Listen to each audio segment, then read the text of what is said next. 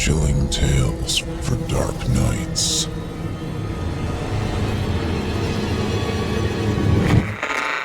Want to make sure you never miss a Chilling Tales for Dark Nights video again? Be sure to subscribe and hit that bell to turn on notifications.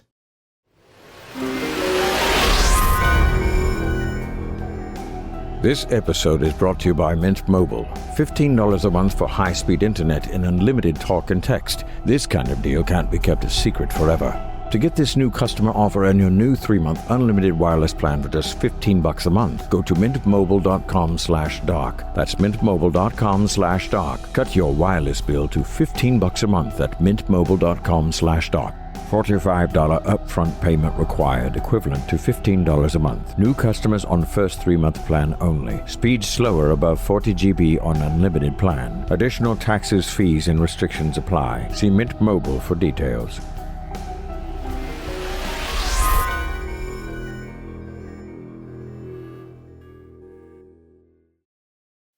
The following program is a production of Chilling Entertainment and the creative team at Chilling Tales for Dark Nights, and a proud member of the Simply Scary Podcasts Network. Visit simplyscarypodcast.com to learn more about this and our other weekly storytelling programs. Thank you for listening, and enjoy the show.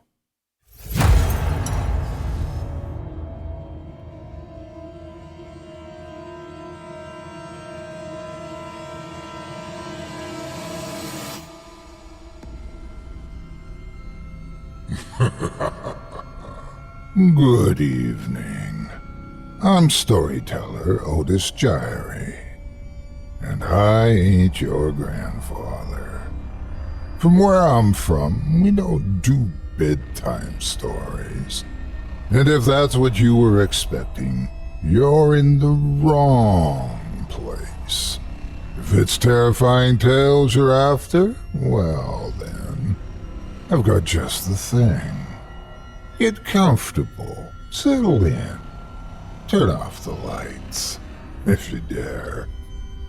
Your night is about to get a whole lot darker. Who needs sleep anyway?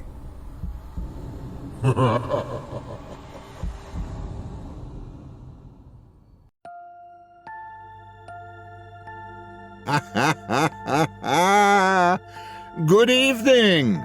You're listening to Scary Stories Told in the Dark. Welcome, dear listeners, to Season 16, Episode 1. We have a whole slew of surprises in store for you this season as we kick off more tantalizing tales of the mysterious, the deathly, and the delightfully devilish.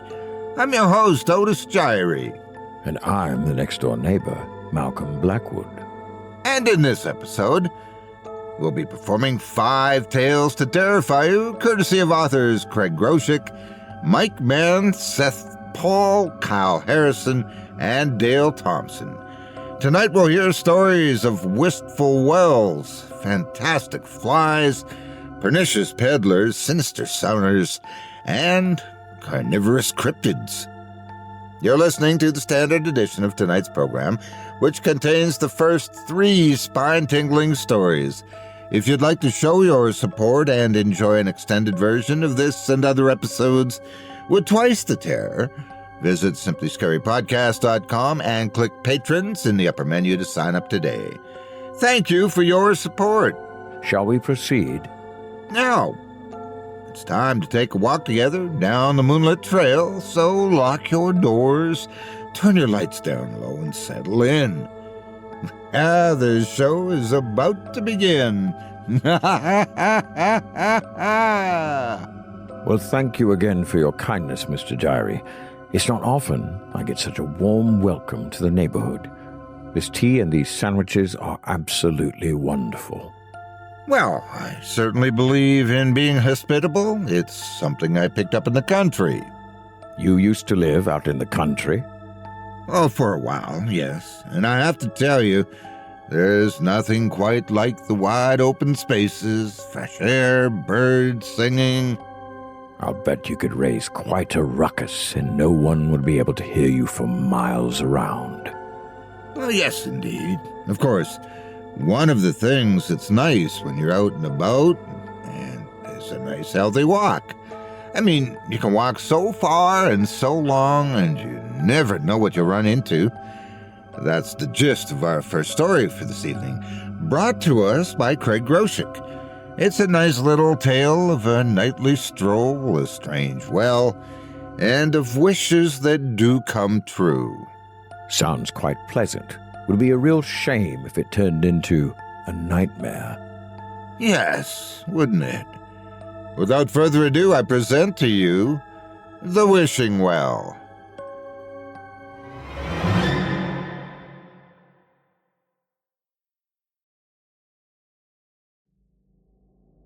The sun was setting, casting long shadows through the trees on Harold's rural property.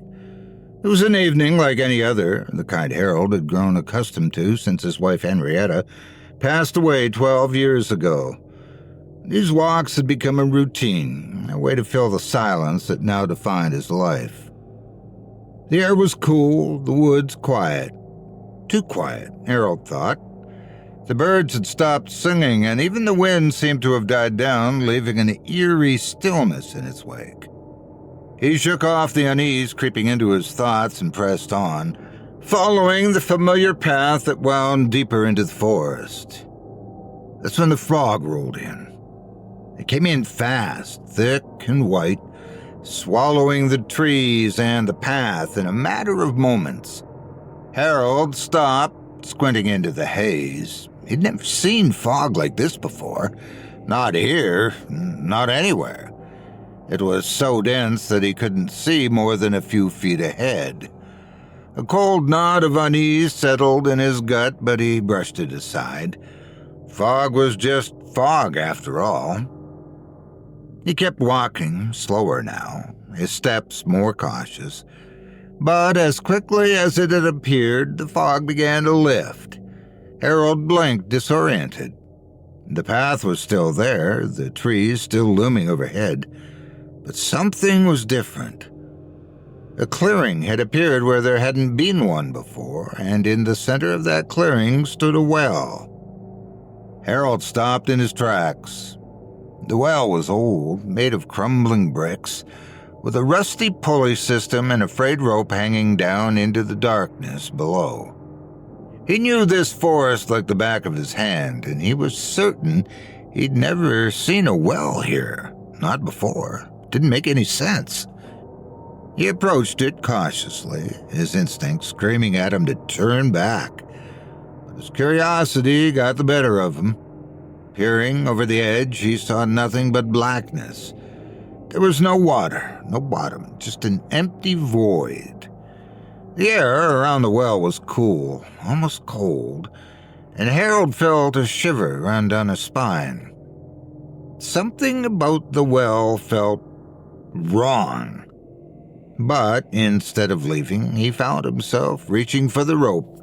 The fibers were rough against his skin, and the pulley squealed loudly as he began to lower the bucket. The sound grated on his nerves, but he kept going until he heard the bucket hit the bottom with a dull thud. It was dry. No splash of water, no echo from the depths. Harold frowned. He began pulling the bucket back up, expecting to find it empty. Instead, there was a scrap of paper inside, along with a small, worn-down pencil. He unfolded the paper, his hand shaking slightly, and read the single line scrawled across it in jagged, uneven handwriting. What do you want most in the world? Harold stared at the words, his mind racing. Was this some kind of joke? It had to be, but who would play a joke like this, out here in the middle of nowhere? He glanced around, but there was no one, just the trees, the fading light, and the well. His heart ached as he thought of Henrietta. It had been 12 years, but the pain of losing her hadn't dulled. If anything, it had only grown sharper with time. He missed her more than words could express. Without really thinking about it, Harold flipped the paper over and wrote his answer on the back. I want to see my wife again. The pencil felt heavy in his hand, the words even more so. What was he doing? This was ridiculous. And yet there was a small part of him, a small, desperate part, that clung to the hope that maybe, just maybe, something would happen. He put the note back in the bucket and lowered it into the well. The rope slipped through his fingers, and halfway down, the bucket dropped suddenly, the rope going slack. Harold's heart skipped a beat. Had he broken it? But the tension returned, and he pulled the bucket back up. When it emerged from the darkness, Harold's breath caught in his throat. Next to his own words, a single response had been added, hastily scrawled in the same jagged script. Tonight. He stared at the note, his mind struggling to process what it meant. Tonight? Was this some kind of sick joke? But who would have done this? And how? A cold fear began to creep over him. The woods, once so familiar, now felt foreign, even hostile. The air seemed colder, the shadows darker. Harold's hand shook as he folded the note and shoved it into his pocket. He didn't know what he had done, but he knew it was something he shouldn't have. The walk back to his house felt longer than usual, the trees pressing in on him from all sides. He couldn't shake the feeling that something was watching him, following him through the woods. When he finally reached his front door, he was nearly out of breath, though he hadn't been walking any faster than usual. Inside, the house was as quiet as ever. He lit a fire in the fireplace, trying to chase away the chill that had settled into his bones. But he couldn't get warm no matter how close he sat to the flames. He kept thinking about the note, the word tonight echoing in his mind. Harold sat in his favorite chair, a photo of Henrietta on the table beside him. He stared at it, his heart heavy with longing and fear. What had he done? What was going to happen tonight? As the hours ticked by, the fire burned down to embers, and Harold's eyelids grew heavy. He fought to stay awake, but exhaustion finally claimed him, and he drifted off to sleep, the note still clutched in his hand. It was the knocking that woke him, sharp and insistent. Harold jerked awake, disoriented, the fire nearly out. The room was cold, the only light coming from the dying embers and the faint glow of the moon through the window. He frowned, trying to shake off the lingering fog of sleep. Who would be knocking at this hour? He checked the clock. 3 a.m. The knocking came again, louder this time, and Harold's heart began to race. He stood up slowly, his joints protesting, and moved toward the door. As he approached, he saw a shadow through the frosted glass, a figure standing just outside, a figure that matched Henrietta's height. Harold froze, his breath catching in his throat. He looked down and saw, through the gap under the door, a pair of shoes. Henrietta's shoes. The ones she had been buried in. Panic surged through him. This wasn't right. This wasn't natural. The knocking grew more insistent, then he heard a voice that was unmistakably Henrietta's, but wrong somehow. The words were short, stilted, forced through what sounded like cracked dry lips. Harold, open the door. Harold's blood ran cold. He backed away from the door, his mind racing. He wanted to see her again, but not like this. Not like this. He had to get out, now. Moving as quickly as his old legs would allow, Harold made his way to the back of the house, through the kitchen and down into the cellar. His hands trembled as he fumbled with the latch on the cellar door, finally forcing it open and stepping out into the cold night air. From the shadows, he could see the front of the house, the figure still standing at the door. His heart pounded in his chest as he tried to get a better look, but what he saw filled him with horror. It was Henrietta, or what was left of her. Her skin was pale and stiff with the unmistakable sheen of embalming fluid. Her movements were jerky, unnatural, as if she were a puppet being pulled by invisible strings. Her eyes, those beautiful eyes he had loved so much, were gone, replaced by dark, hollow sockets. Harold's stomach turned. This wasn't his wife. It was something else, something that had taken her place, using her body like a grotesque mask. He needed to get away, but as he turned to flee, his foot caught on a coil of rope left lying on the ground, and he fell hard, pain shooting up his leg as his ankle twisted beneath him. He bit back a cry of pain, but it was too late. The figure had heard him. It turned, its head jerking unnaturally in his direction, and began to move toward him, its stiff limbs creaking with every step. "Harold, why are you running?" The voice was closer now, and the panic that had been simmering in Harold's chest finally boiled over. He scrambled to his feet, pain be damned, and hobbled as fast as he could toward his truck.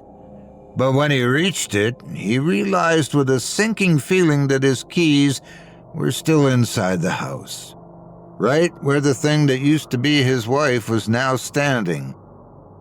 His breath came in short, panicked gasps as he backed away from the truck, knowing he had no choice but to run.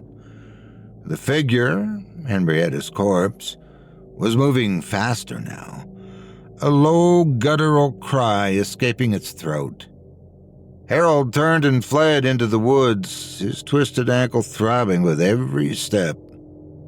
He didn't know where he was going, only that he needed to get away. And as he limped through the deadened, darkened forest, the well's presence loomed in his mind. It had caused this. Maybe it could stop it, too. Harold pushed through the underbrush, his breath coming in ragged gasps. Every step sent a sharp pain shooting up from his twisted ankle, but he didn't dare slow down. The woods, once familiar and comforting, now felt alien, the shadows deeper and more menacing. Behind him, he could hear the relentless pursuit.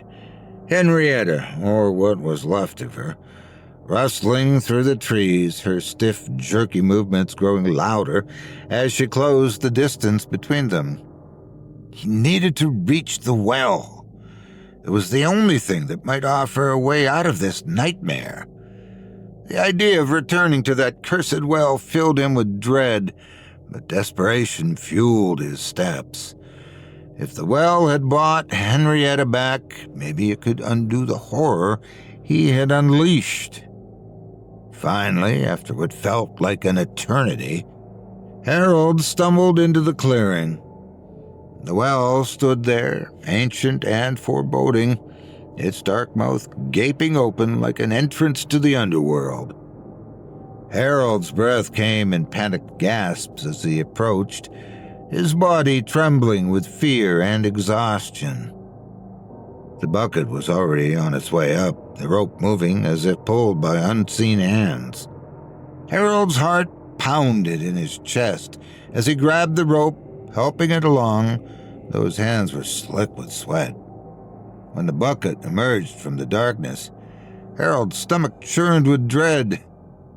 Inside was another note, rolled tightly like a scroll, with a small match tied to it. His hand shook as he took the note and unrolled it. The words inside were simple, but they sent a chill down his spine. Are you satisfied? Harold's mind raced. Satisfied? With what? The abomination that had once been his beloved wife? The grotesque parody of life that now stalked him through the woods? His heart clenched with his regret as he thought of how much he missed Henrietta and how much he wished he had never answered that first note. This was not what he wanted. This was a nightmare. He flipped the note over and, with the worn-down pencil stub still in the bucket, scribbled a frantic reply. No, stop it. He placed the note back in the bucket and lowered it into the well, the pulley squealing as it descended. The sound of Henrietta's movements in the woods grew louder and closer. Harold's heart raced. The bucket hit the bottom of the well, and for a moment there was only silence. Then, slowly, the rope began to move again, the bucket climbing back up toward him. When it reached the top, Harold pulled it up with trembling hands. He grabbed the note, his pulse pounding in his ears, and unrolled it. His breath caught in his throat as he read the single word written there. No. Panic surged through him. No. The well was refusing to do what he asked. He looked around, the darkness pressing in on him, the rustling in the trees growing louder as Henrietta drew nearer. He was out of time. In desperation, Harold scribbled one final plea on the back of the note. Please stop it. But as he moved to place the note back in the bucket, the pulley suddenly snapped with a loud crack. The bucket tumbled into the well, disappearing into the darkness below with a final echoing crash. Harold stared in horror at the frayed rope, his last hope unraveling before his eyes. The well was broken, the bucket gone. He couldn't send the note back, couldn't plead for mercy. He was trapped with the thing that had once been his wife closing in. Harold leaned over the edge of the well and, unsure of what else to do, dropped the note into the abyss. He watched as it fluttered down, disappearing into the darkness. Harold's heart pounded in his chest as he strained to listen, hoping, praying that something would happen. But instead of silence, Harold heard something else, a sound that chilled him to the bone. Something was climbing up the walls of the well, its claws scraping against the bricks. The noise was wet and sickening like nails on a chalkboard, mixed with the sound of tearing flesh. Harold stumbled back from the edge, his breath coming in short, panicked bursts. His mind screamed at him to run, but his body was frozen in place, paralyzed by the sheer terror of what he knew was coming. Then, slowly, a gnarled, clawed hand reached over the edge of the well. It was covered in blood, the skin ragged and torn. A second hand followed, gripping the stones with sickening strength. Harold's mouth went dry as he watched, too horrified to move. The hands held a piece of paper caked in flecks of dried blood, the edges torn and frayed. Shaking, Harold reached out and took the note, his fingers trembling so badly he could barely unroll it. When he finally did, his eyes widened in terror. The message was written in blood, not lead. It was clear, direct, and final. Join me. Harold's knees buckled and he nearly collapsed under the weight of the words. His eyes flicked back to the well, but the hands were gone, leaving nothing but the cold, dark void. A sound behind him made his blood run cold. The rustling had stopped. replaced by the slow, deliberate footsteps of his wife's corpse as it drew closer. Harold's heart pounded in his chest, the word join echoing in his mind like a death sentence. He looked at the well, at the note still clutched in his hand. The only way to escape the horror that was approaching, to stop the nightmare, was to follow the well's command. But how could he? How could he willingly throw himself into that abyss, knowing it would be the end? But then again, what choice did he have? Henrietta was nearly upon him, reeking of decay, her empty eye sockets fixed on him as if she could still see. Harold could feel the cold, dead breath of his wife on his neck, hear the creak of her joints as she reached out for him. Out of options, Harold climbed up onto the edge of the well, his body trembling with fear and pain. The cold stone bit into his hands as he balanced precariously, legs dangling over the edge, looking down into the darkness below. He didn't want to die, but he didn't want to face whatever was coming for him either. His mind raced, reaching for any other solution, any way out. But there was nothing. Nothing but the well, the darkness, and the hands that had written those final damning words. As Henrietta's corpse reached for him, her stiff, cold fingers brushing against his skin, Harold made his decision. He closed his eyes, took a deep breath, and let go. For a brief moment he felt weightless, the wind rushing past him as he fell into the abyss.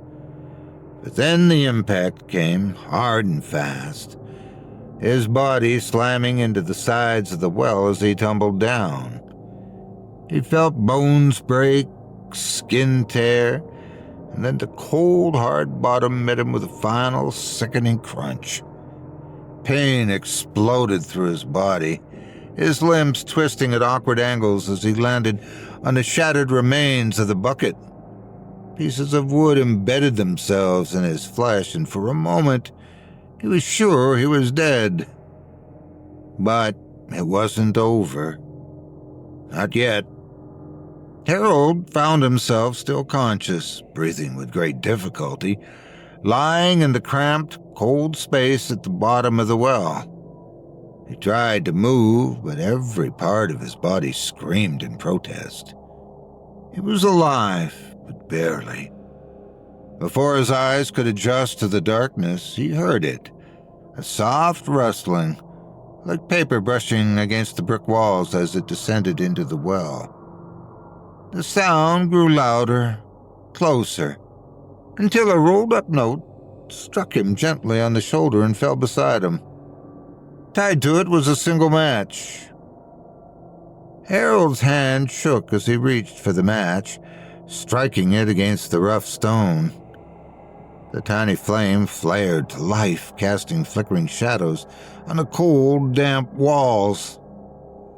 With trembling fingers, he unrolled the note and squinted at the words written there. On one side, in the same jagged script as before, was the question that had started this nightmare.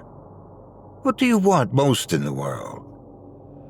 For a brief moment, hope flickered in Harold's chest. Was this another chance? One last opportunity to change his wish, to alter his fate? He looked around frantically, searching for something to write with, but, offered nothing. No pencil, no lead, nothing at all. He scrambled at the bottom of the well, his hand searching desperately for the nub of the pencil he'd used before, but came up empty. Panic welled up inside him as he realized he couldn't change his wish. He was trapped. As the match burned lower, threatening to scorch his fingertips, Harold's eyes caught sight of something written on the opposite side of the note, in a handwriting he knew all too well. It was Henrietta's, the loops and swirls unmistakable, though the letters were jagged, almost illegible, as if penned by stiff, numb fingers. She'd written a single word in response to the question of what she wanted most in the world. Harold. Just then, what little remained of his match burned out, plunging him back into darkness, and a wave of primal terror washed over him as he heard the sound he had dreaded most, the slow, deliberate scraping of another body clambering down the walls of the well, stiff and doll-like in his movements. Henrietta was coming for him. The sound grew louder, closer, as if the very walls of the well were closing in on him. Harold's heart pounded in his chest, his mind screaming at him to escape, but there was nowhere to go. The darkness pressed in from all sides, suffocating him as he heard his wife's stiff, cold limbs scraping closer. Harold could do nothing but listen to the relentless approach of Henrietta's corpse, her movement slow but deliberate. "Harold," she rasped one final time, her voice a twisted mockery of the woman he had loved. Then, with one final sickening thud, everything went still. For a moment, in spite of his pain, Harold sat in silence, paralyzed with fear.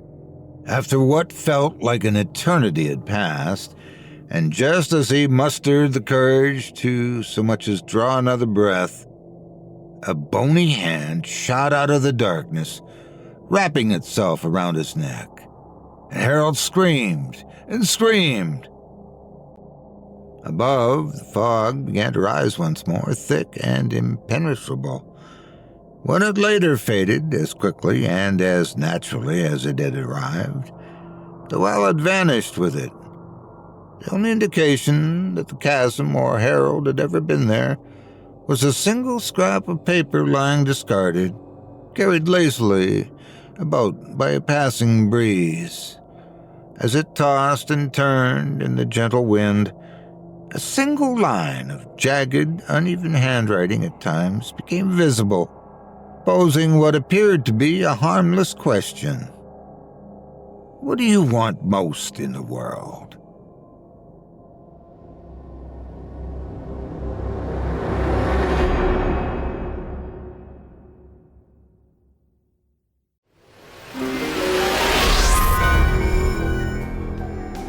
This episode is brought to you by Mint Mobile.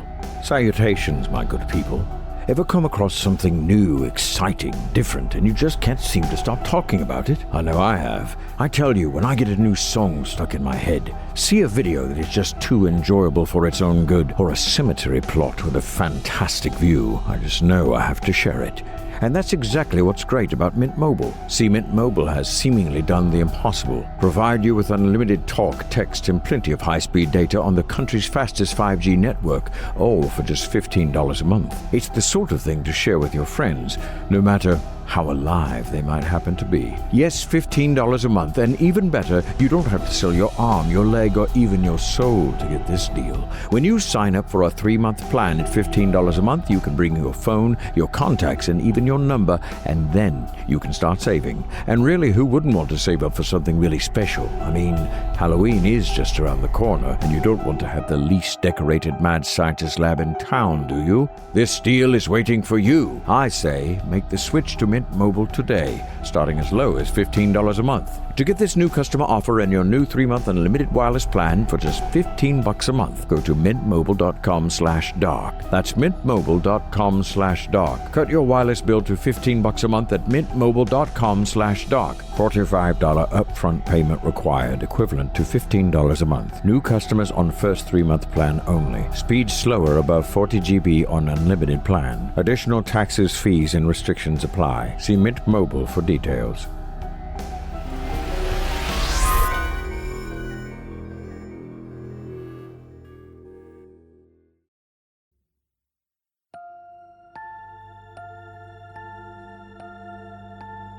I hope you enjoyed The Wishing Well by Craig Groshek as performed by yours truly. If you enjoyed that tale and would love to read more from tonight's very talented featured author, You can help support them by visiting simplyscarypodcast.com/Craig-Groshek. That's simplyscarypodcast.com/CRAIG-GROSHEK. Thanks again for your support of this program and tonight's featured author. Ah, that was lovely. A fine romantic tale of star-crossed lovers embracing with open, rotting arms. Reminds me of Christmas at the in-laws. Well, if you enjoyed that, perhaps you'll have your hackles raised a bit by our next story. Mike Mann wants us to meet a man and his fly. I've heard of people keeping flies as pets. They tend to be a bit unusual. That's not a bad thing, mind you. No. This is no pet. This little fellow is more than your average friend. You might even say he's inseparable.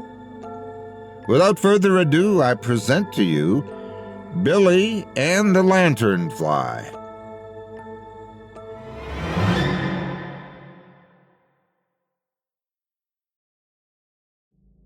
A loud, buzzing alarm disturbed the sleep of a large man slumbering in his sweat-drenched bed. The sound rang in his ears, already sending a jolt of agitation to his psyche. Damn it! The man spat with frustration as he threw his fist down on the snooze button of the alarm clock.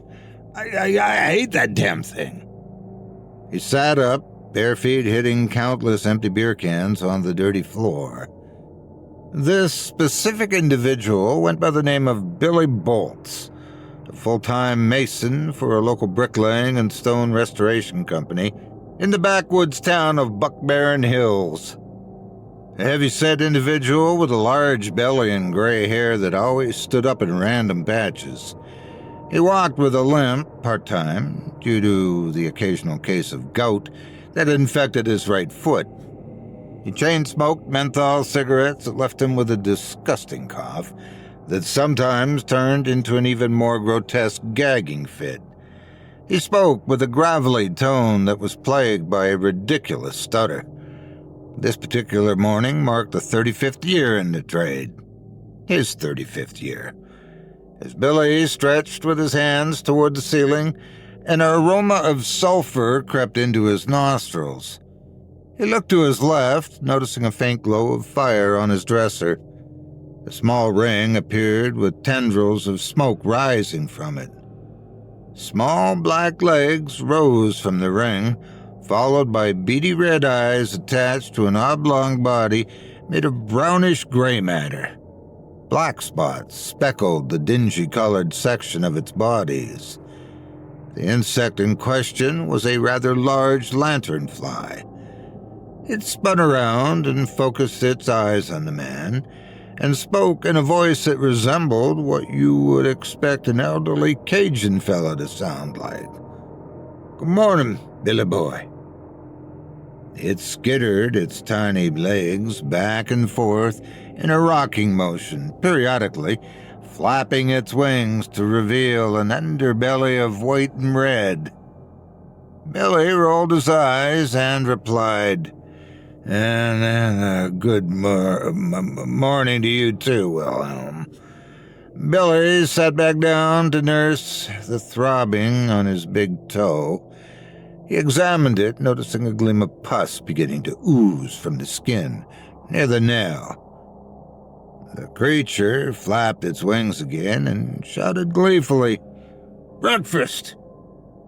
The lanternfly flew in haste towards Billy, landing on the infected toe.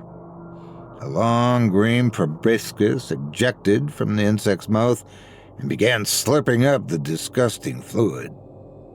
This lanternfly hailed from an insectoid dimension from the northern atmosphere of the 11th Circle of Hell. Its name was Wilhelm Odorous Abernathy V, a distant cousin to the infamous Beelzebub, Lord of the Flies. Billy had accidentally summoned this creature when he was a young boy. He and a friend picked on a quiet little girl who later claimed to put a ruet on him. A ruet is a crudely manufactured type of hex created from the combination of New Orleans voodoo and backcountry superstition. This was a common thing in the wooded atmosphere of Buck Barren Hills. Southern paranoia blended with Creole curses and a dash of hillbilly mysticism. The specific region in which Billy grew up was chock full of things associated with the dark arts and flawed pseudosciences. The further north you went, the less common such practices and beliefs would be. However, through the years, these types of beliefs and rituals eventually faded away. When the little girl muttered a cryptic phrase and left a stray doll in the form of Billy and his friends, he panicked and sought a way to expel the ruet. His grandmother was part Haitian and was known for her dabbling in the old ways, so he raided her room and found an old book. He skimmed the pages until he found a section involving protection. He followed the instructions to the letter, cutting hair from his and his friend's scalp, swallowing a leech whole, and burning sage with the accompanying cat's eyes. The last item came from a stray that had been hanging around the farm. Add these to the removal of exactly 7 drops of blood and a tooth, and the ritual had begun. Soon a small ring of fire foamed, smoke billowing to reveal the demonic insect. To make a long story short, the root was lifted, but at the cost of the little girl's life. Her body was never found. Only Billy and Wilhelm know the exact location of the poor girl's body. Her death was administered by Billy alone with the influence of the demonic Lanternfly. From that day on, Wilhelm would drop by to check on Billy. Offerings of spoiled meat and body fluids were demanded to keep the beast at bay. This went on for decades, and Billy did his best to keep the creature pleased. Unfortunately, he didn't read the fine print on the page.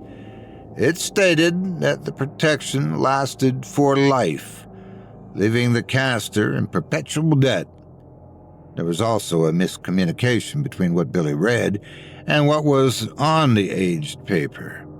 However, Wilhelm destroyed the page and caused old Granny Bolt's heart to give out, so he would never truly know exactly what he had done that day. All he knew was that he had a hell spawn that would never leave him. The question of whether or not the process of ridding himself of the root was worth it also remained with him. After the pus was completely sucked from the infected toe, Wilhelm flew off and Billy got ready to be dressed. Clothes on and boots tied, he stepped outside and lit a cigarette. He coughed, gagged, and threw up a little in his mouth. By this time, Wilhelm had disappeared out of sight, back to the realms of hell, no doubt. Billy wondered what the bug did when it was not on Earth as he tended to the chickens and cows before getting into his rusty old pickup and heading to his current job site. There were very few large buildings in Buck Barren Hills, and most houses are composed of wood, but further down the region in Thistle Valley, one can see brick homes and a few grand structures. That was where business took place for the company that employed Billy. The majority of the jobs involved cutting and repointing the joints of brick buildings or chimneys of homes, cleaning decades' worth of grime via chemicals, and caulking windows. Every so often, a larger job would need demolition in order to remove and replace damaged sections of structures. That was exactly the process for the contracting operation Billy was currently headed for. He was the foreman on the site with 4 journeymen and 1 laborer. The building was an elementary school composed of tan brick that was cracking in certain areas. Some sections had even crumbled from wear and tear. The contract was to replace the fallen and cracked brick and repoint specific joints. spot pointing to be exact. Scaffolding structures surrounded the affected areas. There was also an extra process of cleaning old carbon stains from one wall. This required the use of a chemical called 766, a masonry rewash solution, a thick, mucus-like material made to eat away at anything not native to stone. The cleaner itself was very toxic and could eat away flesh, which required heavy-duty rubber gloves, safety glasses, and rain gear to avoid any injury. It was to be applied, washed, then washed away with the use of a pressure washing machine. 2 men worked on the brick while the other 2 focused on the cleaning. The laborer was there to mix mortar, stock brick, and man the 2 pulley systems on the scaffolding, using those apparatuses to send buckets of debris and such up and down to the men above. All the while, Billy sat in his truck, chain-smoking and barking orders. Everyone there hated this, but preferred that over him showing up to examine them. Billy had a major anger problem that led to screaming and tools flying through the air. To say people despised working for him was an understatement. The day went as usual, with Billy showing up at 6:30. Eventually, everyone else began to arrive. The first 2 members of the crew showed up at the same time, 6:45. Then another with the laborer showing up not far behind. Then finally, 5 minutes past 7, the last member made his obnoxious appearance, an ugly lifted truck blaring David Allen Coe through the speakers. This journeyman was the most problematic. He was always late, and it drove Billy nuts. He would yell at the man constantly for his tardiness, but to no avail. He even tried getting the man fired, but that didn't work either, because this particular individual was the nephew of the owner of the company. The men stood around Billy's truck, removing their tool bags from their vehicles, before receiving the daily greeting from their boss. "Good Friday, gentlemen. And how are we this morning?" Each gave their response and then asked how he was. This was followed by one of Billy's many odd phrases. Fair to middlin', lads. Fair to middlin'." After the cordial niceties finished, it was time for work. Angle grinders whirred, sending clouds of dust through the air. The smell of chemicals applied to the stained brick on the south wall of the building. And on the ground, near a mixing trough, was the laborer, combining dry components with water, scraping and mixing the concoction with a hoe, back and forth until the mixture settled. This is when Billy would yell at the young man, Two to 1, kid."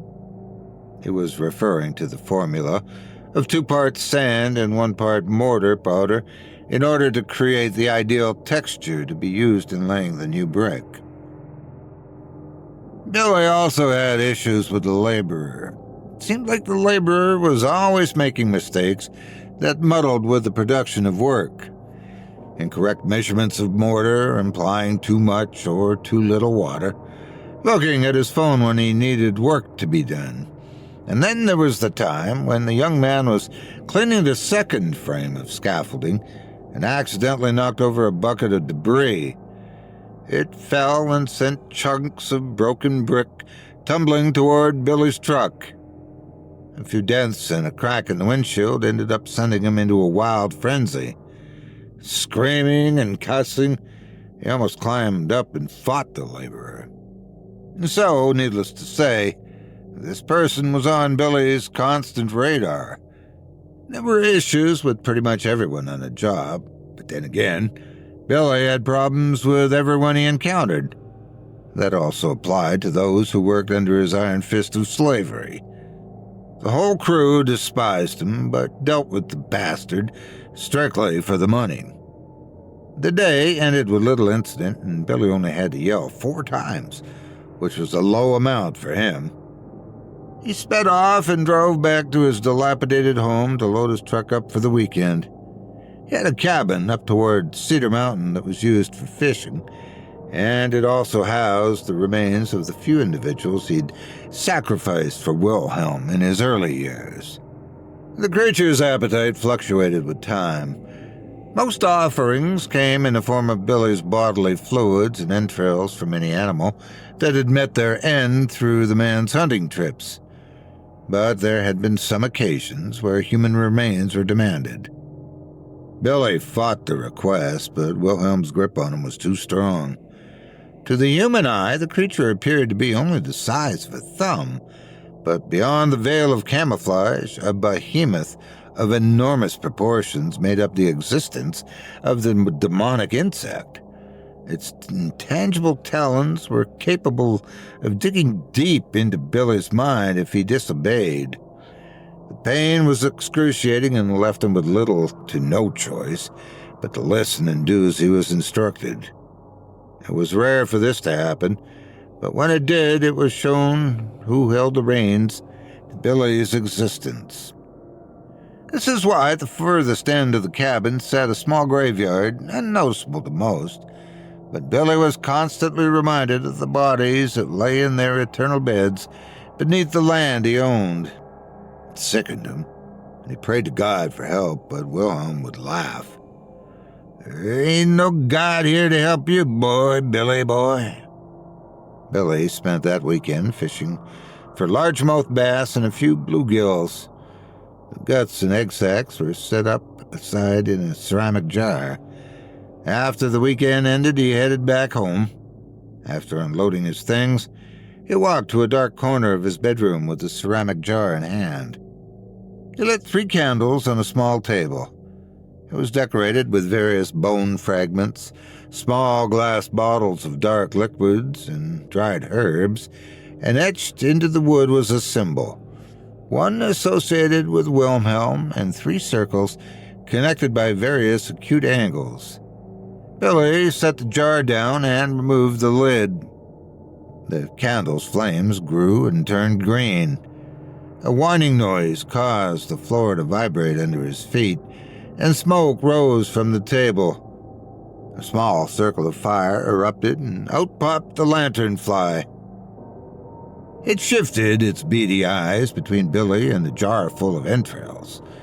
My, what a feast! Wilhelm twitched a thin leg that landed on the jar. Billy nervously scratched at the stubble on his chin. "There's your offering for this season." Fear and hope nestled inside those words of the man. Fear of the demon and hope that the offering would suffice for a long while. Wilhelm fluttered its wings, performing a hopping motion to land on the ceramic lid. The long proboscis emerged, growing to the size of an earthworm. The end opened up to reveal jagged yellow fangs that stabbed at the putrid-smelling fish organs. The creature slurped and moaned with delight. The black dots shifted in circular motions through the powdered material of brown and gray wings. In a matter of minutes, the entire jar was empty. Afterwards, Wilhelm brought its attention back to Billy. "'Tis a fine meal. But only time will tell if I crave more sustenance for this season, lad." A high-pitched buzz filled the room, and in a flash of ominous light, Wilhelm disappeared through a cloud of smoke. The next week started off with no incidents or complications. Brick was beginning to be replaced, and the cleaning on the other section of the building was nearly finished. Billy only had to yell 3 times over the course of Monday and Tuesday. Things took a different turn on Wednesday morning, though. He woke with a hangover, but that wasn't unusual. The unusual part was the lack of noises coming from the chicken coop. Normally, the rooster would be crowing and the hens would be clucking behind the latch door. Billy walked up to the small enclosure to silence. He unhooked the lock and opened up to a horrid scene of blood and feathers. All the poultry had been ripped apart. Crimson stains had been splashed on the walls. The hay was drenched in fluid, organs, and excrement. Every chicken had been slaughtered, their carcasses torn open and their heads ripped from their necks. Billy choked on his own vomit from the scene, and all of a sudden, a buzzing rang in his ears. A low humming tune echoed within the coop. Standing on top of the mutilated body of the rooster was Wilhelm. His green, monstrous appendage was chomping down on the remnants of a neck bone. "Billy boy, apologies for the mess, but I just had an outstanding craving this morning. I hope you don't mind. Don't worry, give me a few hours and these feeble bodies will be gone." The insect fluttered its wings as it spoke. Billy stammered over his words, which made the stutter he was cursed with even more apparent. "But what did you do? My... Wilhelm cut him off mid-sentence. "Hush now, old chap. I had a hunger that needed to be satisfied. You were sleeping so peacefully, and I thought it best not to wake you. Now, run along, you'll be late for work." Billy backed away and jumped with fright when one of his slain hen's legs jerked. He turned and ran. A sharp shooting pain radiated in his foot, a sure sign the gout was about to kick in. He didn't have time to nurse the foot, so he hopped in his truck and rushed to work. The events of the morning had him shaken, but there was nothing to be done, so he prayed that work would keep him distracted. Billy arrived at the job site a little later than usual, but still made it before everyone else. He sat in his truck, smoking a cigarette. He rolled it back and forth between his fingers as the images of his desecrated livestock flooded his mind's eye. The throbbing in his foot intensified. He jumped when one of the journeymen approached his truck to greet him. They could see something was wrong, but didn't bother inquiring about the man's odd behavior. Work began, and everyone was surprised that Billy wasn't barking orders or yelling at the laborer. He couldn't be bothered with those things. His mind was still back at the chicken coop. The smell of sulfur filled the cab of the truck, and a small flame erupted on the dashboard. Billy choked on cigarette smoke when he watched Wilhelm leap out of the fire. "My dear Billy, how art thou? I want you to know the mess back home's all clean.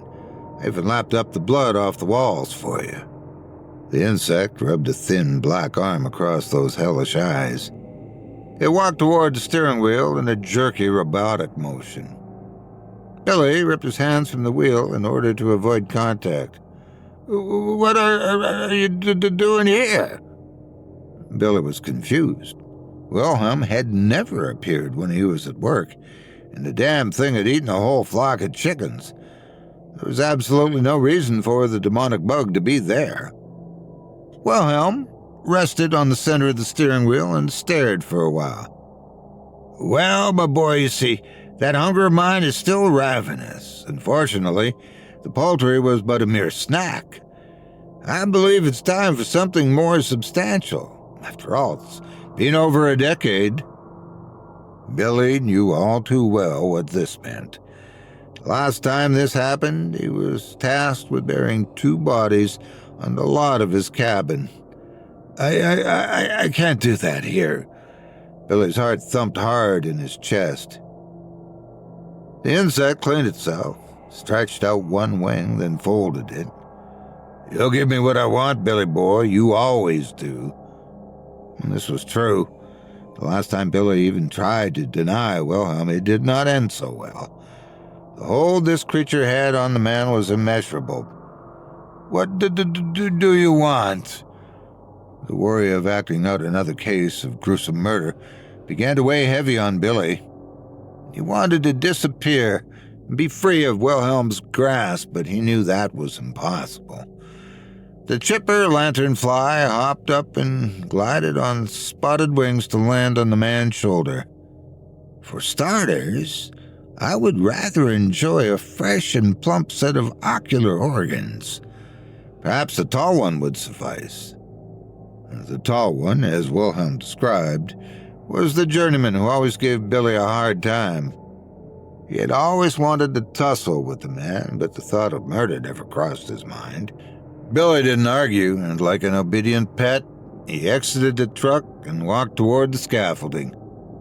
After a treacherous climb of 40 feet, he made it to the deck where two men were laying brick. One was using a chipping hammer to pop out some of the leftover mortar joints, while the other was scooping and placing new wet mortar with a trowel. As Billy approached, the tall one was placing a half-broken brick in the wall.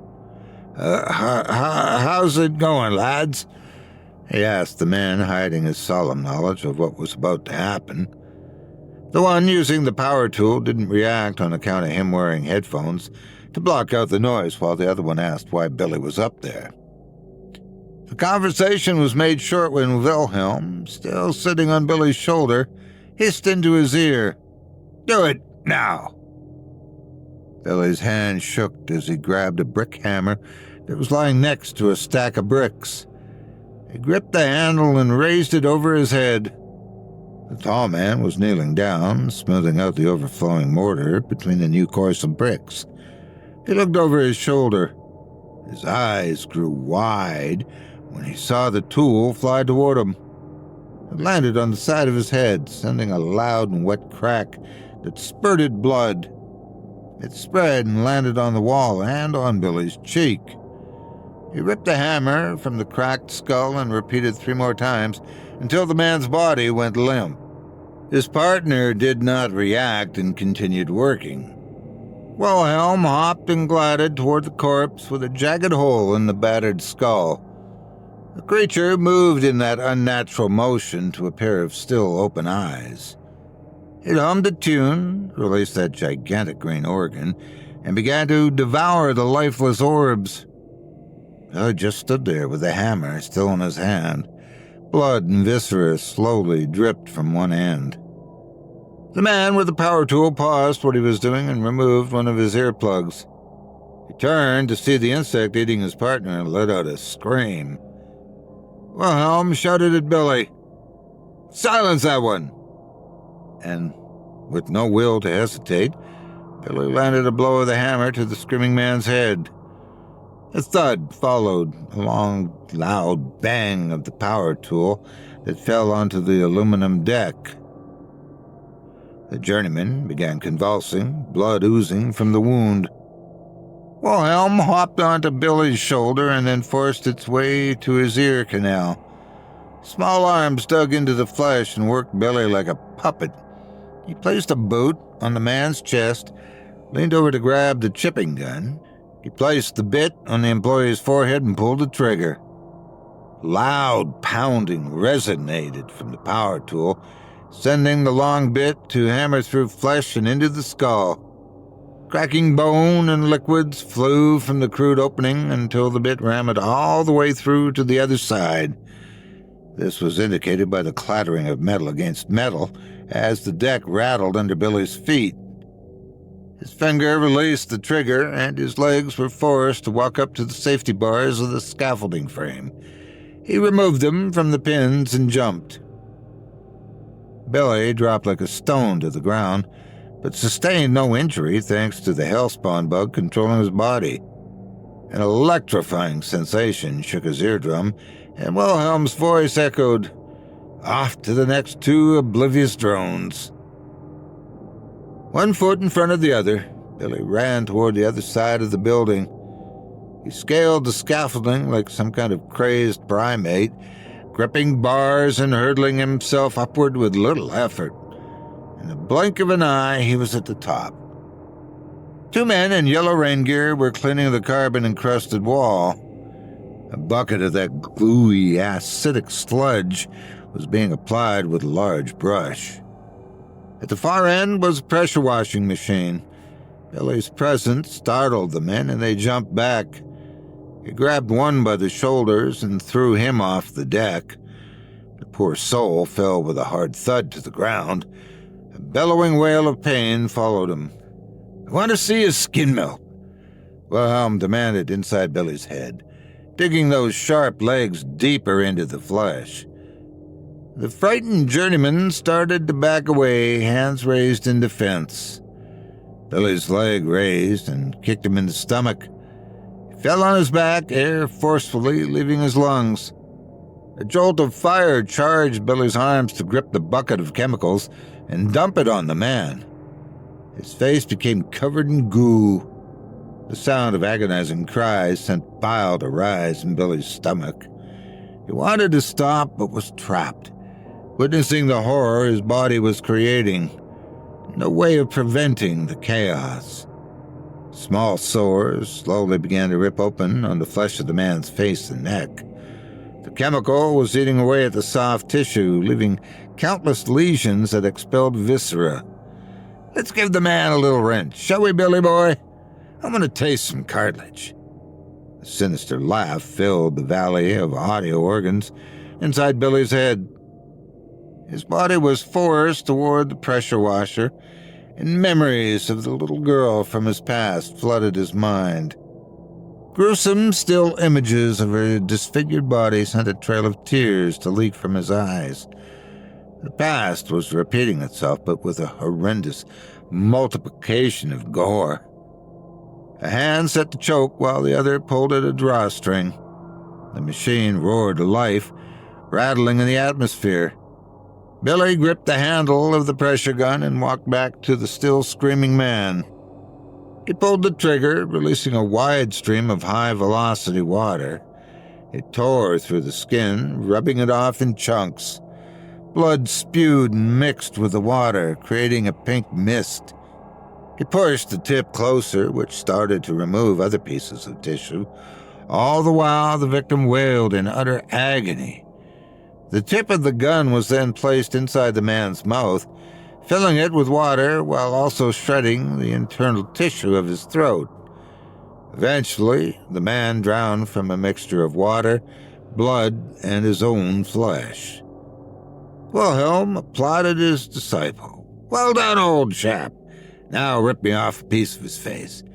Do chew it for me, please. Billy gripped a section of rigid white material that sat around the nasal cavity of the skinned face. It took some effort, but eventually he was able to remove a piece. He popped it in his mouth and began to chew. It felt like stiff rubber and tasted putrid, like melted plastic and copper. His stomach turned, but he continued and then swallowed. An odd taste, but it is much more elegant than aged fish eggs. Now let's go check on your fallen comrade. In another feat of amazing descent, Billy landed a few stories below. He could feel the sensation of pus exploding from his infected toe.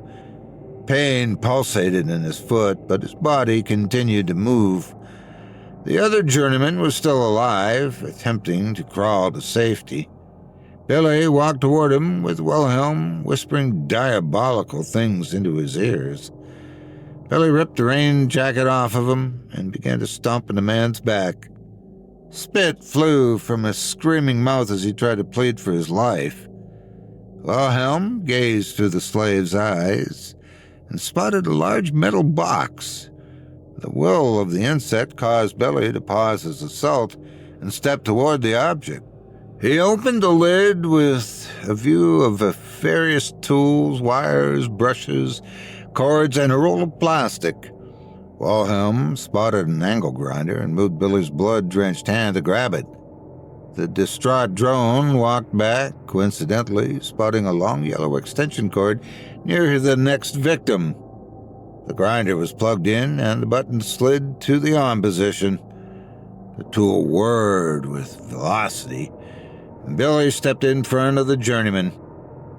The spinning diamond blade ate through flesh and bone like butter. Crimson fluid flew through the air, splashing all over Billy. Countless cuts were made across the body. An arm was completely severed. The blade jammed when it came in contact with the spine. Billy tried to pull it free, but was forced to stop. Unbeknownst to him and Wilhelm, the laborer had witnessed the entire onslaught. The young man was standing in awe at the mixing trough, hoe still clutched in his hands. A flutter of wings tickled inside Billy's ears, followed by another command. "Cut that little shit down." Billy grabbed the grinder from the mutilated corpse. It began to work again, sending a large chunk of bone flying with a high-pitched whistle. Heavy and fast footfalls stomped their way to the frightened man. "Faster! Faster, you pathetic fool!" Wilhelm shouted. The speed increased, but was abruptly ruined by a bucket full of debris.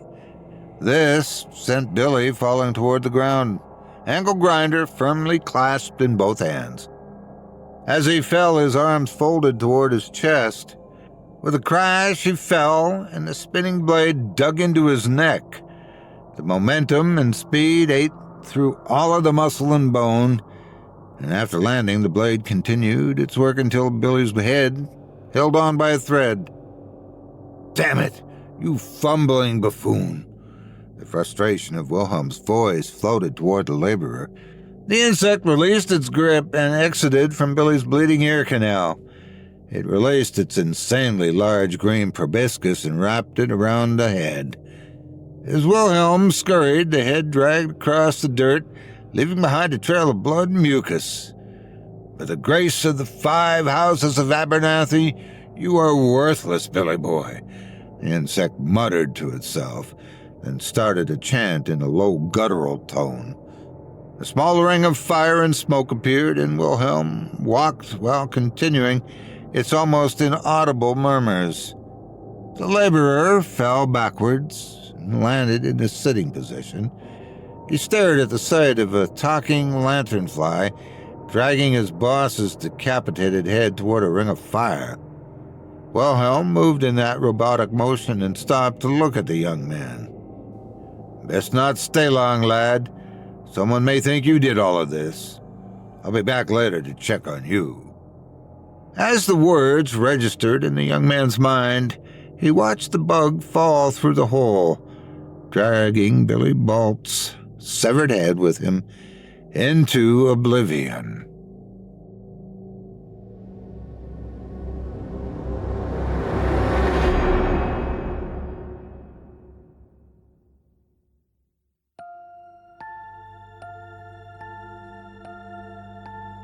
I hope you enjoyed Billy and the Lanternfly by Mike Mann as performed by yours truly.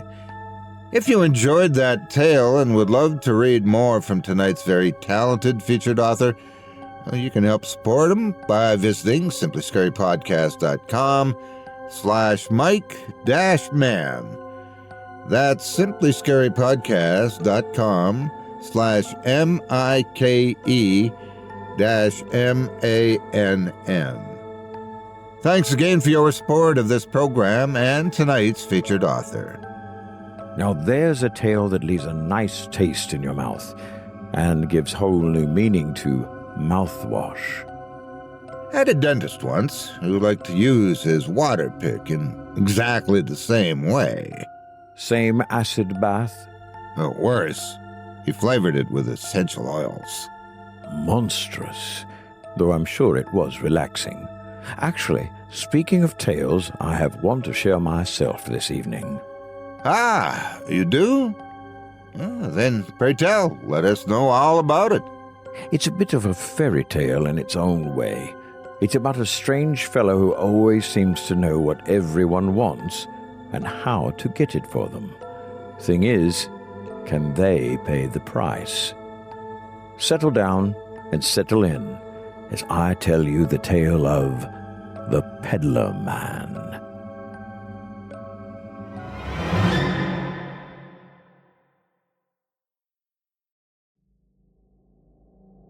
The Peddler Man, could bring you delights or an old tin can. There will be nothing to lack when the Peddler Man opens his sack. My grandfather was the first to encounter the Peddler Man. He would often tell us stories of sitting on his porch, staring out at the endless expanse of Kansas farmland and countryside, when the fellow with the pack on his back came up the road. He seemed pleasant enough, agreeable, willing to make any kind of deal. Thing was, even though it was turn of the century, he was dressed as if he were from another time altogether.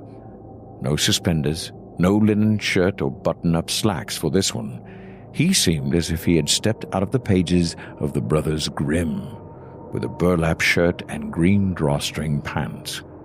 He was also barefoot, a terrible idea for walking who knows how many dirt roads before he arrived here, and how many more he would walk after. But did he really walk that distance? Did he really walk from anywhere? That I don't rightly know.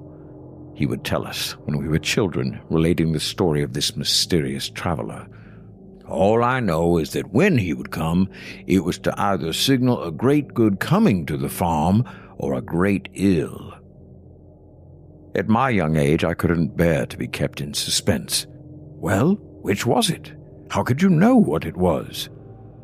Well, Terence, my young lad, there was no real way to tell. It all depended on what he brought with him. My brother, a few years older than me, slightly more jaded, rolled his eyes.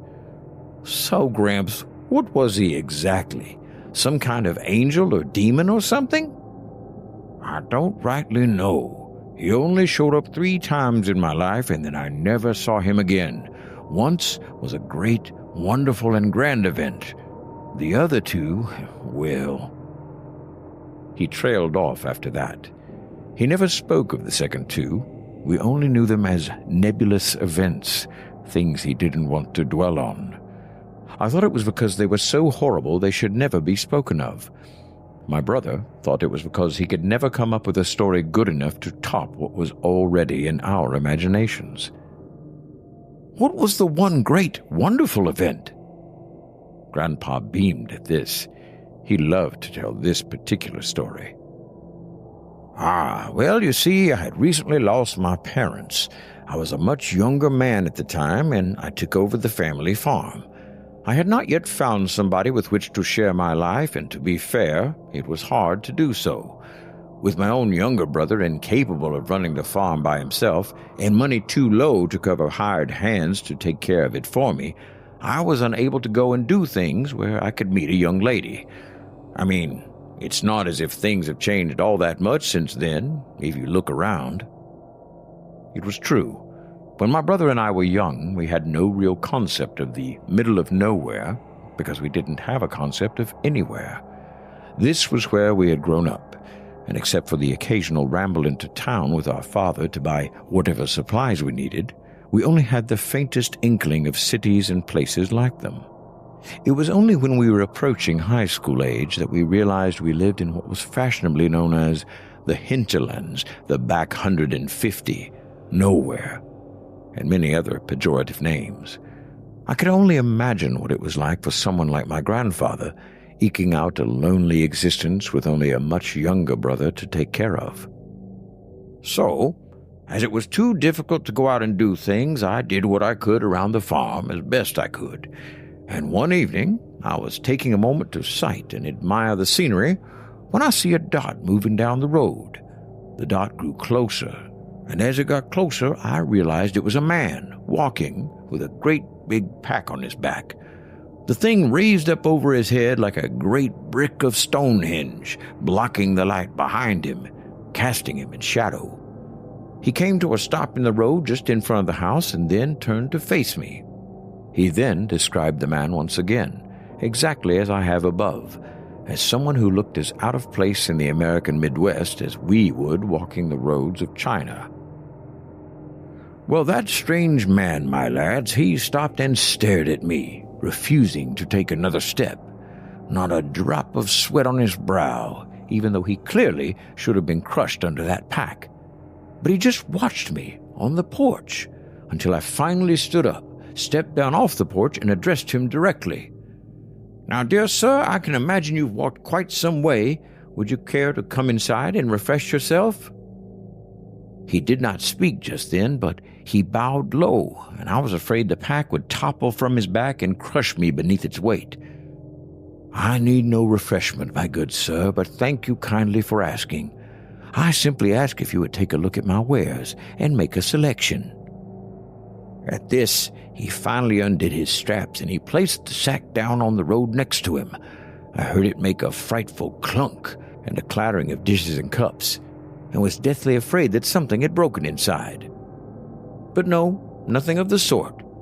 He laid the pack down flat and he undid a massive zipper all the way around, and oh, what a sight it was! The pack unrolled into a blanket that seemed to stretch all the way across the road, and wrapped in its contents, securely fastened by thick fabric straps, were trinkets and amazing things the likes of which I could never imagine. Music boxes, solid gold cups, lamps that looked like they could contain a genie or two. It was as if the circus had come to town just for me, and I could take a piece of it home with me. I looked, and though many things caught my eye, none did so quite like a beautiful set of jeweled cufflinks. I don't know why they did, as I never attended anything so fancy as to need them in my entire life. But I couldn't help it. They burned into my brain, and I needed nothing so much as those cufflinks. I pointed them out and asked him, "How much are those?" He smiled and undid them from his sack and placed them in my hand. "Everything I carry with me has an owner in need. My job is to provide it. As for payment, I will return sometime in the future to collect whatever it is that you are able to give me. But understand, every object has its price, and if you cannot provide me with a suitable offer, we will negotiate." Now, I had no idea what he meant. I was little more than a boy, on the cusp of manhood. In a bargain like that, how could I resist? And so, with the deal done, he closed up his pack, placed the impossible weight on his back, and went on down the road. And you know what came next, don't you, boys? We did indeed. Not more than a few days later, a motorized car came driving up the dirt road, zooming by at a high speed. Well, at that time, 13 miles per hour was quite the speed to go. It was a Pope Electric and one of the earliest cars available in America. The driver was taking it across the country to see just how powerful its electric engine could be. Again, my brother took this all with a grain of salt. It sounded nice as a story, but a pope? Built in Connecticut, finding its way to some backwoods road in Kansas that just happened to drive by a farm owned by our grandfather, who got a chance to test drive it. I remember him complaining years later that the vehicles had a range of 40 miles, and the most impressive jaunt they had at the time was in 1903, driving from Boston to New York in the span of a day. If my grandfather's stories did nothing else, they got my brother fascinated about the ins and outs of the world, if only to constantly refute everything he ever said. Well, that stranger took me into that cab, and though I hadn't told my brother where I was going, I drove out, bouncing down the road, watching the wheels bounce around on the dirt. He took me all the way to a small town up the road. Gainersville it was. And what a place it was. I'd never been far enough to actually be in a town. It wasn't large when you got right down to it, but compared to how often I saw neighbors on the farm, and there I met Jenny. Sweet, lovely Jenny. She was sitting and waiting outside a big meeting hall in the center of town, looking lonesome and worried. I asked her why she looked so glum, and she said it was because she had been waiting all day for a certain gentleman to take her to the dance later on in the evening, but he had failed to arrive. Oh my goodness, well, let me tell you something, young lady. I may not be the man who was intending to dance with you, but something tells me I'm here to do it anyway. Upon hearing this, she smiled, and at the dance, I realized I had those new cufflinks in my pocket. I placed them into my shirt, and I tell you, if they weren't magical, they certainly seemed to be that night. Oh, what a night we shared, and as you boys know, it eventually lasted more than one night. Yes, it did. Grandma Jenny was the love of his life. Sure, when he came home that first night, this time riding with Jenny on her horse she had taken to town, his brother was near dead with worry. But upon meeting Jenny, he too was struck with her beauty and demeanor. Turned out she lived only a few miles away, at a farm further down the road even than Grandpa's, so it was no trouble for them to meet up, court, and finally wed. Her parents gave them full blessing, and it became a boon to both families once their only son, my father, came into the world, as they were able to share their farmhands with my grandfather, and both became immensely successful and profitable. Yes, that was the good story, and now you kids get to bed. We did as we were told, and as me and my brother were tucked in for the night by our mother, who kissed us good night before we woke up early to do farm work all over again the next day, our father came in to tell us he would be gone in the morning, gone for a drive to town to make another pickup, and would have to do it before dawn. My brother just nodded, turned over, and fell asleep almost instantly. But before my father walked out, I had something to ask him. Dad, are Grandpa's stories true? They are as true as he believes them to be. Hearing that, I knew he meant no, but was too polite to say otherwise. But Dad, why does he never tell us about the other 2 times the peddler came back? My father sighed. He doesn't like to tell those stories because he feels he is responsible for things beyond his control. You wouldn't believe how many times I've told him he doesn't have to beat on himself like that, but he remains thoroughly convinced. What do you mean? My father sat down on the end of my bed, rubbing his face. He didn't have Grandpa's way with words, but he could explain a story just fine if he needed to. He said the farm did well for a long time, but then the peddler came back along the road and he asked for his payment. Your grandpa was more than happy to oblige and tried to give him whatever cash he needed. But the man said no. He needed something just as valuable as the thing he gave, and money by itself was not worth a thing. When nothing Grandpa could give him sufficed, he said the peddler would return once more after he could find a suitable price, and he left. About 3 days later, your great-uncle was killed in a threshing machine owned by your Grandma Jenny's folks. A total freak accident, no way it should have happened, but it was an awful way to go. Even with the old mourning periods, the coffin in front of the parlor was kept closed, simply because there wasn't enough of him left to be visible, and what wasn't pretty. This was not a story I wanted to hear before going to bed. And he thinks that, yes, he thinks the peddler took his brother as payment. He told me that one time, when I was your age, and he'd had a bit of alcohol in him. He drinks a lot less now, thankfully.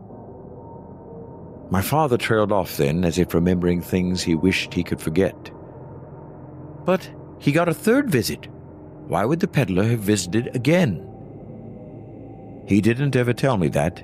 He just said he met him once again and asked if a payment had been decided. At that, he berated the peddler, telling him that he'd already extracted a hefty fee and that he had no more business here. At that, the peddler packed up, stated that he would no longer bother him again. And he never came back? No, but your Grandma Jenny died a day later. She grew ill and died, just like that. Or that's what he says. I think she was very ill for a long time, but just hid it very well. Mom was like that. She was always very proud and never let on more than she ever wanted anyone to know. But he thinks the peddler took her too. I didn't ask this time. I figured that was what the answer was. Yep. To this day he swears he made a deal with the devil, and the devil took his due when he was slighted. I nodded. And you think it's not true? He sighed. I really don't know what to believe, Terence. Tall tales like that have been around a lot longer than the rest of us would ever hope for. I think it helps him cope with the loss. But a magic man walking the roads with a pack full of wonders? I doubt it. I've never seen hide nor hair of him, and I think if he was real, he's probably long gone by now. He wouldn't have been all that young when your grandpa met him, so even if he's alive, he probably isn't walking up and down the roads anymore. No, my father wasn't the storyteller my grandfather was, and he certainly showed it when he left then. leaving me well assured that I wouldn't sleep well that night, dreaming of a man coming down the road with wonderful things, only as soon as I picked one, he would laugh, grow large fangs, and attack me right then and there. However, outside the realm of dreams, we woke at the crack of dawn, had breakfast, and got to work doing what we did every day of the week, tending to duties around the farm. Things went completely as normal until I took a break out on the front porch. Things had definitely improved in the adjoining years, between my grandfather jumping in the alleged Pope automobile and today, and I was able to enjoy a nice cold Coca-Cola as I plopped down into one of the rocking chairs.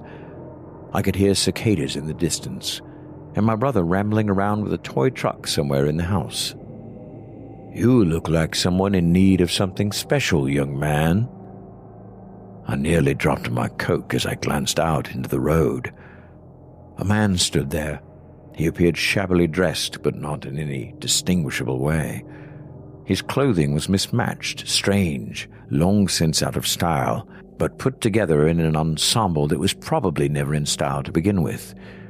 But the pack, the impossibly large pack on his back. But how did he get there? The road was empty when I came out to the porch. He could not possibly have walked here without me noticing. He smiled at me in a most unusual way. It was not malicious or threatening, but it still appeared plastered on, as if he wasn't fully in charge of it, but it was being manipulated by something behind it, almost like a puppet. Also, he did not appear old. Despite my father's reassurances, they both looked to be about the same age as each other.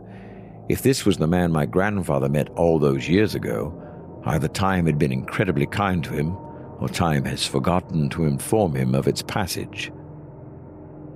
"I have something here I'm sure you will enjoy. Come and see." With that, he removed the pack from his back and placed it on the ground with a heavy thunk. He laid it flat and unzipped it. It was just as Grandpa said. The pack fell open, and as it did so, a cavalcade of items appeared. Clearly, despite his supposed interminable age, the man did appear to keep up with the times. There were Captain America comic books, pop guns, western hats, detective novels, all things that I loved when I played in the yard or heard on the radio. They were all beautiful, and either brand new or aged in a way that only made them more exciting to look at. My eye, however, fell on something I never would have expected to see: a ray gun. It looked just like one I envisioned from a recent story in astounding science fiction. I saw my hands reaching toward it, and then all my warnings from my grandfather filled my mind, and I pulled back. "Something wrong, young man?" I shook my head. "I don't think I can afford the price." He smiled once more. "Young man, I think you may have gotten the wrong impression from me. I never take more than anyone can afford. I think some simply do not understand what it is I am looking for." I blinked and looked at him. "And what is it that you're looking for?" He leaned in close. "Not money. But you will know when the time comes to pay, just as you will know why you crave this item so much." With that, he took the ray gun and placed it in my hand. As I looked at it, admiring the smooth plastic design and decals, I looked back to see the peddler before he left, but he was already gone. His pack, which had still been unrolled while he'd been talking, had vanished along with him. It was closing in on lunchtime when my father's truck came rambling back up the road toward us. My mother was genuinely concerned at this point and was very happy to see him, as his trip should have only taken a few hours, not all morning. She ran out to greet him and ask where he had been, but when the driver door opened, it wasn't my father that got out on the driver's side. It was a man in a pressed suit, holding a pistol, and he aimed it at her. The other side opened, and another man got out. He wore much simpler clothes, dirtier, more ragged, but he too was armed, and he was dragging my father with him. Me, I had come out onto the front porch to see what was going on, and I had placed the red plastic ray gun on the sill. I didn't hear the whole conversation, but from what I could gather sometime later, my father had been speaking to a potential investor who might have been able to take some of the farm off of our hands. It was too much for us to deal with as it was these days. Unfortunately, it turned out that the investor wasn't an investor at all, but a mobster heading out west, trying to develop a potential stopgap where all kinds of illicit goods could be handled away from prying eyes before traveling back to the coast. I'd heard about mobsters on the radio, certainly, but I never thought they could be out here. It almost seemed too outrageous to be true. But here they were, and as I watched my poor beaten and disheveled father being dragged around by the shabbier of the two men, I had to admit to myself that as unreal as this was, it was still happening right in front of me. My grandfather came to the door, listening to the commotion, wondering what was going on. At that moment, the well-dressed man pointed his gun at him, asking, You the owner of this place?" "Last I can near tell, unless someone has been lying to me for the past few decades. What about it?" The gun popped, and I saw a puff of smoke, and behind me my grandfather fell, clutching at his chest. I watched the blood appear on his chest and his gasp of air. The well-dressed man waved his gun around. "Guess the property is mine by default, then. Guess that means the rest of you have until the count of 10 to get on your way. Heard it's a ways walk to town, so get moving. And don't bother talking to the police. I have a feeling they'll be backing up our claim." Both he and the other man laughed. I held up the ray gun. The shabby man noticed me, pointing to his compatriots, and they both laughed. "Look at that! Kid's gonna send you to Saturn." I knew it wouldn't help. It was just a toy. It would maybe flash, maybe make a little beeping sound, but a part of me hoped that, as a gift from the peddler, that it would actually do something. The end of the ray gun lit up. A moment later, so did the shabbily dressed man. He dropped my father and his gun, looking at his hands as he began to glow. "Oh God, I'm burning up! I'm burning up!" And so he did. His skin darkened to a crisp, his soft organs obliterated as he shriveled into a blackened skeleton. He crackled a few times before he collapsed in on himself, turning to dust. The well-dressed man watched in horror as his partner disintegrated before he saw me turn the weapon on him. The ray worked slightly different on him. He didn't dry up the way his partner did, not right away. His skin bubbled and pooled from his body, and he raked-clawed bony hands through the melting flesh of his face as he turned into soup. It was only as he folded in on himself that he finally charred, and his remains blew away in the wind. My parents stared on, wide-eyed in surprise and fear, as I turned to my grandfather. Unfortunately, he was already gone when I turned to check on him. Now, time has passed. We buried my grandfather. I've grown up, and I still run the farm. I couldn't leave it no matter how hard I tried. I have never seen the peddler again, though I know for a fact he will come back. I don't know what he will ask from me. Despite his reassurance, I don't know if I will have the proper payment. But, just in case, I have never gotten married, and I call my brother every day. And still I watch for a stranger to come down the road. And I pray when that day comes, I will be ready.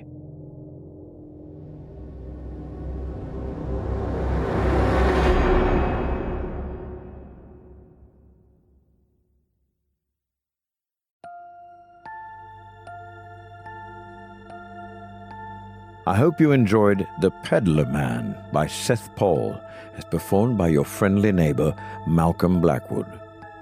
If you enjoyed that tale and would love to read more from tonight's very talented feature author, you can help support them by visiting simplyscarypodcast.com/Seth-Paul. That's simplyscarypodcast.com/SETH-PAUL.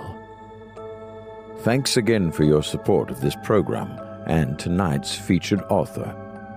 Had a very similar device to that ray gun, Used it quite a bit in the olden days. Did you have a lot of mobsters coming to your porch? No, just a lot of political pamphleteers.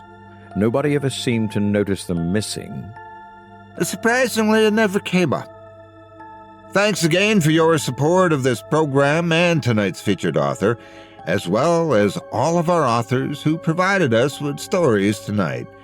And thank you to my new neighbor for providing his voice to one of tonight's tales. It was my pleasure. If I may, I'd like to stop by again. You have such a way with words, and I'd love to share some time with your delightful listeners. And perhaps we will. Now, before we go, we'd also like to take a moment to thank you personally for joining me and our friends on this episode of Scary Stories Told in the Dark as we enter our 16th season. Yes, only a few more decades and we'll be catching up with The Simpsons. But until then, please join us as we continue our weekly descent into madness, mayhem, and maybe even a little fun. If you enjoyed what you've heard on today's program, please take a moment to stop by our iTunes page or wherever else you listen to your favorite podcasts and leave us a 5-star review and a kind word. It makes a huge difference, and it would mean a lot to us. If you'd like to hear a premium extended edition of tonight's and all of our other episodes, featuring twice the terror, visit simplyscarypodcast.com today and click the Patrons link in the menu at the top of the screen. You'll find yourself at chillingtalesfordarknights.com, where you can purchase season passes for this podcast and our other quality storytelling programs. Or become a patron for as little as $5 a month and get access to our entire audio archive dating back to 2012, all of it ad-free.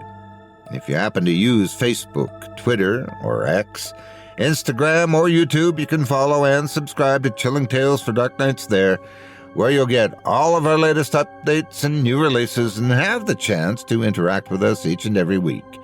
And you can subscribe to me on YouTube as well at the Otis Jiry channel, where you'll find releases of my series, Horror Storytime, dating back 10 years to 2014. And you can find me on Facebook, Twitter, or X, and Instagram too. Just search for Otis Jiry. And as for my neighbor, well, stay tuned. Good evening to you, and I hope to darken your doorstep again soon. Until next week, stay spooky and get some sleep, if you can.